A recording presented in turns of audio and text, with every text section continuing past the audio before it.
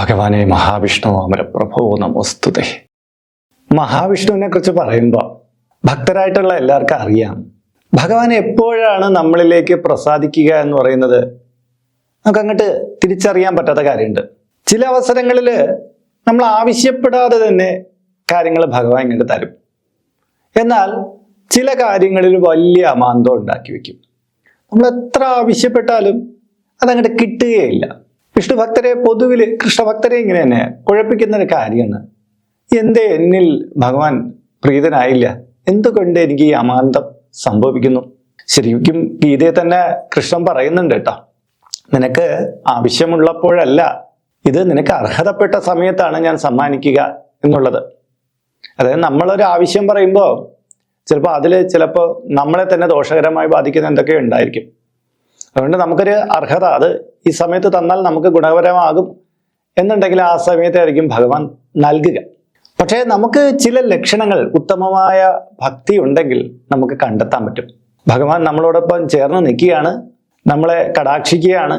നമുക്ക് ഏതാനും കാലങ്ങൾക്കുള്ളിൽ തന്നെ നമ്മുടെ അഭിവൃദ്ധിക്ക് വേണ്ടുന്ന, ഐശ്വര്യത്തിന് വേണ്ടുന്ന എല്ലാം ഭഗവാൻ തന്നെ നൽകും.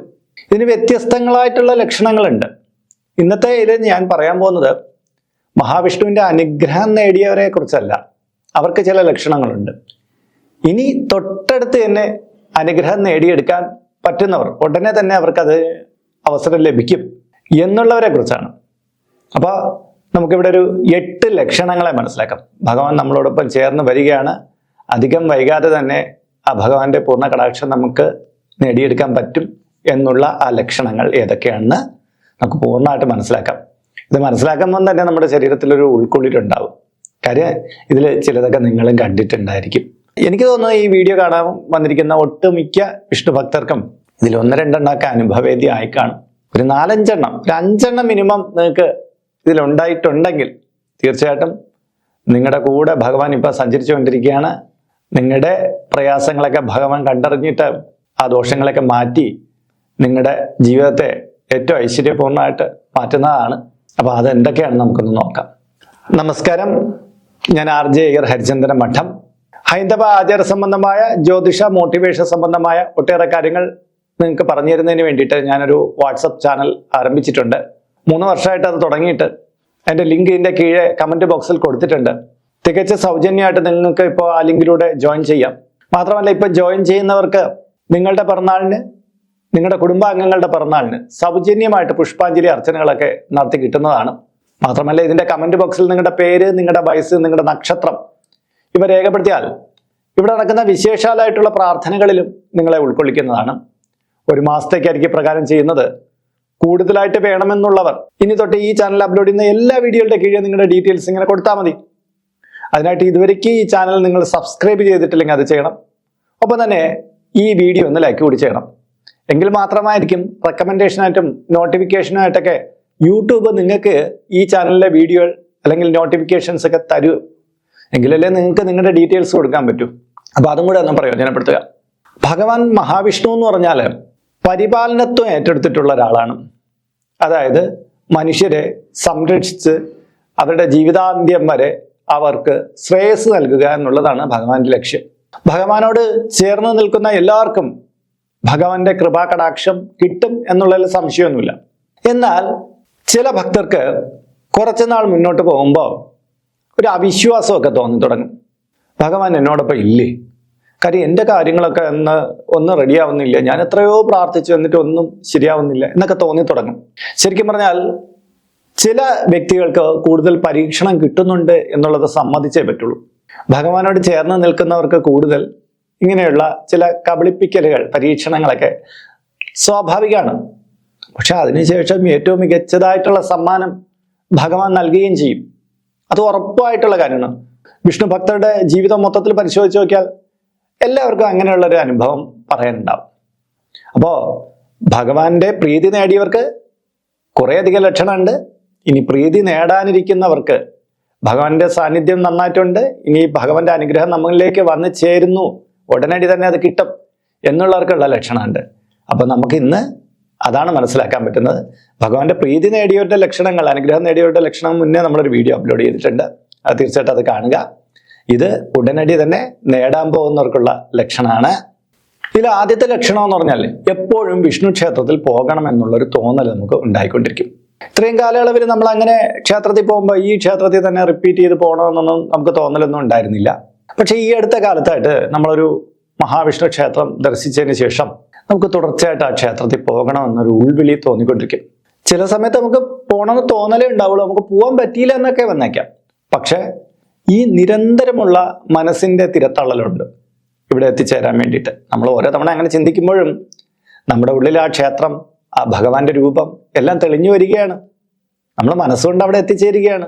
അങ്ങനെയുള്ള ആ പുണ്യം നിങ്ങൾക്ക് ലഭിക്കുന്നതെന്ന് പറഞ്ഞാൽ ഭഗവാന്റെ അനുഗ്രഹം അധികം വൈകാതെ, ചിലപ്പം ഒരു മാസത്തിനുള്ളിൽ അല്ലെങ്കിൽ ഒരാഴ്ചയ്ക്കുള്ളിൽ തന്നെ നിങ്ങളിൽ പൂർണ്ണമായ ഒരു കടാക്ഷമായിട്ട് വരാനുള്ള സാധ്യതയാണ് അവിടെ കാണുന്നത്. അപ്പോൾ അത് വലിയൊരു ലക്ഷണമാണ്. ഭഗവാന്റെ അനുഗ്രഹം ഉടനെ നേടാനുള്ള ഒരു ലക്ഷണമാണിത്. രണ്ടാമത്തെ കാര്യം, എപ്പോഴും നാരായണ മന്ത്രം നാവിൽ തങ്ങുക എന്നുള്ളതാണ്. നാരായണ മന്ത്രം നമ്മൾ സാധാരണ ജപിക്കാറുള്ളതാണ്, ശിവമന്ത്രം ജപിക്കാറുള്ളതാണ്, ദേവീ മന്ത്രം ജപിക്കാറുള്ളതാണ്. പക്ഷെ ഈ അടുത്ത കാലത്തായിട്ട് നമ്മൾ എന്ത് കാര്യത്തിന് പോയാലും നമുക്ക് നാരായണ നാരായണ എന്ന് തന്നെ ഉള്ളിൽ വരുന്നു. ചിലപ്പോൾ നാരായണ മന്ത്രമൊന്നും ആയിരിക്കില്ല, മഹാവിഷ്ണുവായിട്ട് ബന്ധപ്പെട്ട മറ്റു മന്ത്രങ്ങളും ആവാം, ചിലപ്പം ധ്യാനം ആവാം. പക്ഷെ നമുക്കെപ്പോഴും പ്രാർത്ഥിക്കാൻ തുടങ്ങുമ്പോൾ അത് തന്നെ വരുന്നു. ചിലപ്പോൾ ശിവക്ഷേത്രത്തിൽ പോയാൽ പോലും നാരായണ മന്ത്രം തന്നെ വരുന്നു. ഇതൊരു ലക്ഷണമാണ്. ഭഗവാൻ നാവിൻ തുമ്പിൽ വന്ന് നിൽക്കുകയാണ്. അതായത് നമ്മുടെ വാക്കുകളായിട്ട് നിൽക്കുകയാണ്. നമ്മുടെ മനസ്സ് മുഴുവൻ ഭഗവാൻ തന്നെയാണ്. പിന്നെ ഭഗവാന്റെ അനുഗ്രഹം നേടാൻ വേറെ വല്ലതും വേണോ? അധികം വൈകാതെ തന്നെ നമുക്ക് ഭഗവാന്റെ കാരുണ്യം ലഭിക്കുകയും നമ്മുടെ കഷ്ടനഷ്ടങ്ങൾക്കൊരു അറുതി വരികയും ചെയ്യുമെന്നുള്ള സൂചന തന്നെയാണിത്. മൂന്നാമത്തെ കാര്യം, മഞ്ഞ വസ്ത്രം സമ്മാനമായിട്ട് ലഭിക്കുക എന്നുള്ളതാണ്. നമുക്കൊരാൾ ഒരു ഗിഫ്റ്റ് തരികയാണ്, ആ വസ്ത്രത്തിന്റെ കളറ് മഞ്ഞയാണ്. അതൊരു ലക്ഷണമാണ് കേട്ടോ. നമ്മൾ നല്ലൊരു വിഷ്ണു ഭക്തനാണ്, നമ്മൾ നന്നായിട്ട് ഭഗവാനെ സ്മരിക്കുന്ന ഒരാളാണ്, ഭഗവാൻ നമ്മളോടൊപ്പം ഉണ്ടെന്നൊക്കെ വിശ്വസിക്കുന്നു. പക്ഷെ നമുക്ക് തെളിവില്ല ഭഗവാൻ നമ്മളെ ചാരത്തുണ്ടെന്നുള്ളതിന്. പക്ഷെ ഒരു മഞ്ഞ വസ്ത്രം തന്ന് നമ്മളടുത്ത് പറയുകയാണ്, നിന്നിൽ ഞാൻ പ്രസാദിച്ചിരിക്കുന്നു, നിന്റെ ആഗ്രഹങ്ങളെല്ലാം സഫലമാക്കുന്നതിനുള്ള മാർഗം ഞാൻ തുറന്നു തരും, നിന്റെ ജീവിതത്തെ അഭിവൃദ്ധിപ്പെടുത്തും എന്നൊക്കെയുള്ള കാര്യങ്ങൾ ഒരു മഞ്ഞ വസ്ത്രം നമുക്ക് സമ്മാനമായി ലഭിക്കുന്ന ലക്ഷണമാകുകയാണ്.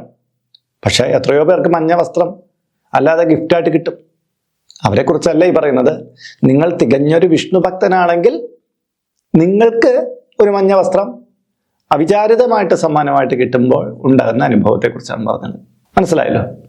നാലാമത്തെ കാര്യം, നെറ്റിയിൽ അണിയുന്ന ചന്ദനം ഇളകാതെ കാണപ്പെടുക എന്നുള്ളതാണ്. നമ്മൾ നല്ല ചന്ദനം അരച്ച് നെറ്റിയിൽ ചാർത്തി കഴിഞ്ഞാൽ അത് ചെറിയ തോതിലൊക്കെ ഒരു ചെറിയ പൊടിപ്പൊക്കെ ഉണ്ടാകും. വിയർപ്പ് കണങ്ങളോ ചൂട് കൂടിയിട്ടോ അത് ചെറുതായിട്ട് പൊടിഞ്ഞിളകി ചിലപ്പോൾ വീഴും. എന്നാൽ വിഷ്ണു ഭക്തർക്ക് ഈ ചന്ദനം അണിഞ്ഞേക്കുന്നത് പൊടിഞ്ഞൊക്കെ അങ്ങനെ നിൽക്കുമെങ്കിലും രാവിലെ അണിഞ്ഞു കഴിഞ്ഞാൽ അത് വൈകുന്നേരം വരെ, ചിലപ്പോൾ രാത്രി വരെയും ആ ചന്ദനത്തിനൊരു കേടുപാടും ഇല്ലാതെ അങ്ങനെ കാണപ്പെടും. കുളിക്കുമ്പോഴോ മറ്റോ അത് പോവുക, തുടച്ചു കളഞ്ഞാൽ പോവുക എന്നതല്ലാതെ അവർ യാത്രയൊക്കെ കഴിഞ്ഞു വന്നാൽ ആ ചന്ദനം എങ്ങനെ തന്നെ കാണപ്പെടും. ചിലർ അണിഞ്ഞു കഴിഞ്ഞാൽ അത് പാളിയായിട്ട് അടർന്നു പോയി പിന്നെ ഒരു ചെറിയ തുണ്ടൊക്കെ നെറ്റിയിൽ കാണുള്ളൂ. പക്ഷെ ഭഗവാന്റെ അനുഗ്രഹം പൂർണ്ണമായിട്ട് കിട്ടിയ ആൾക്കാർക്ക് ഈ ചന്ദനം ഇങ്ങനെ തന്നെ നെറ്റിയിൽ കാണപ്പെടും. പിന്നെ ഇവിടെ ഒന്ന് പറയാറുണ്ട്, ചിലപ്പോൾ ചന്ദനം എന്ന് പറഞ്ഞ് കിട്ടുന്ന എന്തെങ്കിലും കെമിക്കലായിട്ടുള്ള വസ്തുക്കളും ചിലപ്പോഴൊക്കെ കിട്ടാറുണ്ട്. അതൊക്കെ പാളിയായിട്ട് അടർന്നൊക്കെ പോകുന്നതാണ്.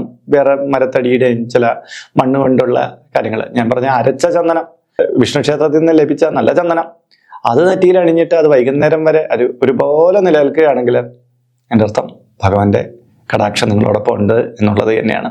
അഞ്ചാമത്തെ ഒരു പ്രത്യക്ഷ ലക്ഷണമാണ് കേട്ടോ. നമ്മൾ പുലർച്ചെ ഒരു 4 മണിക്കോ 3 മണിക്കോ ആ ടൈമിലൊക്കെ ഒരു ശംഖനാദം കേൾക്കുക. ചിലപ്പോൾ അടുത്തുള്ള ക്ഷേത്രത്തിൽ നിന്ന് ഉണ്ടാകുക ശംഖനാദമായിരിക്കും. പക്ഷെ മിക്കപ്പോഴും ഇങ്ങനെ കേൾക്കുന്ന ശംഖനാദത്തിനൊരു ഉറവിടം നമ്മൾ ചികഞ്ഞു കഴിഞ്ഞാൽ കാണാൻ പറ്റില്ല. ചിലപ്പോൾ ഒരു 2:30-ക്കൊക്കെ ആയിരിക്കും കേൾക്കുന്നത്, ചിലപ്പോൾ 3 മണിക്കൊക്കെ ആയിരിക്കും കേൾക്കുന്നത്. അടുത്തൊന്നും ക്ഷേത്രമൊന്നും നട തുറക്കാനുള്ള സമയമായിട്ടില്ല. അങ്ങനെയുള്ള സമയത്ത് നമ്മുടെ ചെവികളിലേക്ക് ഉറക്കത്തിൻ്റെ ഒരു ആലസ്യത്തിൻ്റെ ഇടയിൽ നമ്മൾ കേൾക്കുകയാണ്. വ്യക്തമായിട്ട് കേട്ടു. അങ്ങനെ ശംഖനാദം മുഴങ്ങി കേൾക്കുന്നത് ഭഗവാൻ നമ്മുടെ ചാരത്തണഞ്ഞതിൻ്റെ പ്രത്യക്ഷ ലക്ഷണമാണ്. ഇത് വലിയ മഹത്തരമായിട്ടുള്ള കാര്യമാണ്. ആറാമത്തെ കാര്യം, വിഷ്ണു ക്ഷേത്രത്തിൽ നിന്ന് അവിൽ കൊണ്ടുള്ള വിഭവങ്ങൾ ലഭിക്കുക എന്നുള്ളതാണ്. വിഷ്ണു ക്ഷേത്രത്തിൽ നമ്മൾ പൂജയ്ക്ക് പോയി പ്രാർത്ഥിച്ചു മടങ്ങി വരാൻ നേരത്തെ അവിടുത്തെ ക്ഷേത്ര ജീവനക്കാരനോ ആരെങ്കിലും ഒരാൾ നമ്മളെ വിളിച്ചിട്ട് കുറച്ച് പ്രസാദം തരികയാണ്. ആ പ്രസാദം അവല് കൊണ്ടുള്ളതായിരിക്കും. ചിലപ്പം പഴമോ അവലായിരിക്കാം, അല്ല അവൽ വെച്ചിട്ടുള്ള ഒരു അടയായിരിക്കാം, അവൽ നനച്ചതായിരിക്കാം. ഇങ്ങനെ അവൽ കൊണ്ടുള്ള ഒരു പ്രസാദം നമുക്ക് ലഭിക്കുകയാണെങ്കിൽ ഭഗവാൻ അത് കൊണ്ട് തന്നതായിട്ട് കാണുക. നമുക്ക് പ്രീതികരമായിട്ടുള്ള ചില അനുഭവങ്ങൾ ഭഗവാൻ സമ്മാനിക്കും എന്നുള്ളത് ഉറപ്പാണ്. ഏഴാമത്തെ കാര്യം സാളഗ്രാമം ലഭിക്കുക എന്നുള്ളതാണ്. സാളഗ്രാം അറിയാതിരിക്കുമല്ലോ. ഈ സാളഗ്രാമില് ഭഗവാന്റെ അനുഗ്രഹം പൂർണ്ണമായിട്ടുണ്ടായിരിക്കും. ഇത് നമുക്ക് സൗജന്യമായിട്ട് കിട്ടുന്നതായിരിക്കാം. പക്ഷെ നമ്മൾ എവിടെയെങ്കിലും പോയപ്പോൾ പെട്ടെന്ന് നമുക്ക് സാളഗ്രാമം മേടിക്കണമെന്ന് തോന്നലുണ്ടായി, നമ്മൾ മേടിച്ചതാവാം. എന്തായാലും ഒരു സാളഗ്രാം കയ്യിൽ വരുന്നത് ഭഗവാന്റെ ചൈതന്യം നമ്മിലേക്ക് ഒഴുകിയെത്തുന്നതിൻ്റെ പ്രധാന സൂചനയാണ്. എട്ടാമത്തെ കാര്യം അഭിഷേകം ദർശനമായി കാണുക എന്നുള്ളതാണ്. നമ്മൾ ഒരു ക്ഷേത്രത്തിലേക്ക് പോവുകയാണ്, ഒന്ന് തൊഴുക എന്നുള്ള ലക്ഷ്യമായിട്ട് പോവുകയാണ്. പക്ഷെ നമ്മൾ അവിടെ ചെല്ലുമ്പോൾ ഒരു അഭിഷേകം നമ്മൾ കാണുകയാണ്. അത് കളഭാഭിഷേകമാവാം, ജലാഭിഷേകമാവാം, ക്ഷീരാഭിഷേകമാവാം, ഇനി ഒരു പക്ഷേ പുഷ്പാഭിഷേകമാവാം.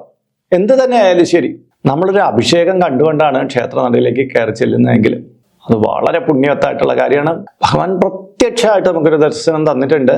നമ്മുടെ വിഷയങ്ങൾക്കും പ്രശ്നങ്ങൾക്കും എല്ലാം അറുതി വരുത്താനുള്ള മാർഗം ഭഗവാൻ കൂടെ നിന്ന് എന്നെ ചെയ്തു തരും എന്നൊക്കെയുള്ളൊരു സൂചനയാണ്. ഇതിനപ്പുറം ഭഗവാന്റെ പാതാരവിന്ദങ്ങളിലേക്ക് നമ്മളെ ചേർത്ത് പിടിക്കുന്നു എന്നുള്ളതുമുണ്ട്. നമ്മുടെ പരമഭക്തിയെ ഭഗവാൻ പൂർണ്ണമായിട്ട് കാണുന്നു എന്ന് ഇതിനൊരു അർത്ഥമുണ്ട്.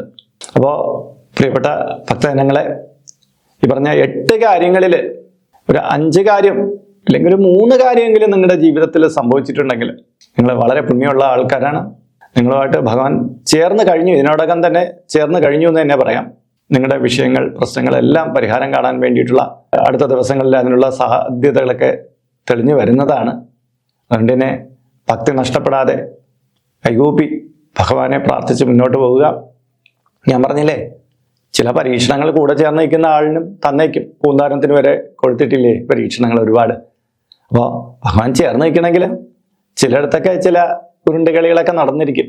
ഭഗവാന്റെ ഭക്തനാണെങ്കിൽ ഇതെല്ലാം അറിയാം, അവർക്ക് മനസ്സിലാവും, അവരുടെ ചുണ്ടിലൊരു പുഞ്ചിരി വരും, കൊള്ളാം. പക്ഷെ ഭഗവാനെ ഞാൻ അങ്ങയോടൊപ്പം തന്നെ ഉണ്ട്, അങ്ങനെ കൈവിടില്ല എന്നെനിക്കറിയാം എന്നായിരിക്കും പരമഭക്തൻ പറയുക. ആ ഭക്തിയോട് കൂടി പ്രാർത്ഥിക്കുമ്പോൾ നമ്മുടെ കണ്ണിലുണ്ടല്ലോ ഒരു നീര് വരും. ആ ഭഗവാനെ കാണുമ്പോൾ ഒരു ചൈതന്യം, അതനുഭവിക്കുമ്പോഴുള്ള ഒരു പുണ്യം, അന്നും നമുക്കിങ്ങോട്ട് പറഞ്ഞ് മറ്റൊരാളെ ബോധിപ്പിക്കാനൊന്നും പറ്റില്ല. ഒരു ക്ഷേത്രനടയിൽ നിന്ന് ഒരു ഭക്തന് കിട്ടുന്ന പുണ്യമൊക്കെ അതൊക്കെ അനുഭവിച്ചറിയണം. അതിന് വേണ്ടിയിട്ട് ആ ഭക്തി നമ്മൾ അങ്ങോട്ട് ഉണർത്തണം. ഉണർത്തി കഴിയുമ്പോൾ ഈ പറഞ്ഞ എല്ലാ ലക്ഷണങ്ങളും ഉണ്ടായി വരുന്നതാണ്. അപ്പോൾ ഇന്നത്തെ വീഡിയോ ഇവിടെ പൂർണ്ണമാവുകയാണ്. ഇതുമായി ബന്ധപ്പെട്ട് നിങ്ങളുടെ അഭിപ്രായങ്ങൾ, നിർദ്ദേശങ്ങൾ ഇതിൻ്റെ കീഴെ കമൻറ്റ് ബോക്സിൽ രേഖപ്പെടുത്താം. ഇതിൽ കാണുന്നത് എൻ്റെ വാട്സപ്പ് നമ്പറാണ്. ജ്യോതിഷ സംബന്ധമായതും പൂജാ സംബന്ധമായതുമായ അപ്പോയിൻമെൻറ്റിന് വേണ്ടിയിട്ടാണ് ഇത് നൽകിയിരിക്കുന്നത്. നേരിട്ട് വിളിച്ചു കഴിഞ്ഞാൽ കിട്ടുകയില്ല. നിങ്ങളുടെ പേര്, നിങ്ങളുടെ സ്ഥലം ഇവ രേഖപ്പെടുത്തി വാട്സപ്പിലൂടെ മെസ്സേജ് ചെയ്യുക. അപ്പോൾ അഡ്മിൻ ഒരു മാർഗ്ഗനിർദ്ദേശം അയച്ചു നൽകുന്നതാണ്. മാർഗ്ഗനിർദ്ദേശം അനുസരിച്ച് അപ്പോയിൻമെൻ്റ് എടുത്തിട്ട് വിളിക്കാവുന്നതാണ്. നമ്മളിപ്പോൾ ഒരു സ്റ്റോർ യൂട്യൂബിൽ ആരംഭിച്ചിട്ടുണ്ട്. ഹൈന്ദവ ധർമ്മം അനുസരിച്ച് ജീവിക്കുന്നവർക്ക് പൂജാ കാര്യങ്ങളുമായിട്ട് ബന്ധപ്പെട്ട ചില കാര്യങ്ങളൊക്കെ മേടിക്കണമെന്നുണ്ടായിരിക്കും. അപ്പോൾ അങ്ങനെയുള്ള കാര്യങ്ങൾ നിങ്ങൾക്ക് ഓൺലൈനായിട്ട് എടുക്കാൻ പറ്റുന്ന ഒരു സ്റ്റോറാണിത്. താല്പര്യമുള്ളവർക്ക് അതിൽ പോയിട്ട് അതിൻ്റെ വിലയൊക്കെ നോക്കിയിട്ട് നിങ്ങൾക്ക് താല്പര്യമുണ്ടെങ്കിൽ അതിൽ നിന്ന് മേടിക്കാവുന്നതാണ്. ഇങ്ങനെ നോക്കിയാൽ മതിയാകും. അപ്പോൾ മറ്റൊരു വീഡിയോയിൽ മറ്റൊരു വിശേഷമായിട്ട് വീണ്ടും കണ്ടുമുട്ടും വരെ എല്ലാവർക്കും നമസ്കാരം. നിങ്ങളുടെ സ്വന്തം RJ ഹരിചന്ദ്ര മഠം. നമസ്തേ.